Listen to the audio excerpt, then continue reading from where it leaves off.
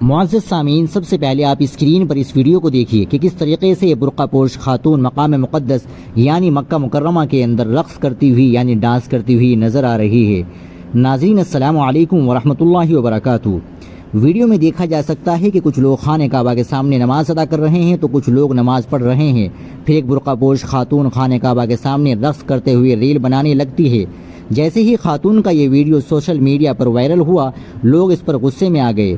اس video پر مسلم مذہب کے لوگ سخت ناراض ہیں اور کارروائی کا مطالبہ کر رہے ہیں۔ لوگوں کا کہنا ہے کہ اگر آج ایسے لوگوں کے خلاف کارروائی نہ کی گئی تو رفتہ رفتہ یہ رجحان بڑھے گا اور مستقبل میں لوگ مکہ اور مدینہ میں صرف ریل بنانے آئیں گے۔ ناظرین، کچھ لوگوں نے حج کے مہینے کی حرمت کو پامال کرنا شروع کر دیا ہے اور ان مقدس ایام میں لاکھوں مسلمانوں کے جذبات کو ٹھیس پہنچائی ہے، خاص طور پر جب یہ مقدس کعبہ کے سامنے کیا جائے۔ اس ویڈیو کے وائرل ہونے کے بعد لوگوں نے مطالبہ کیا ہے کہ خانہ کعبہ میں فون کی اجازت نہ دی جائے۔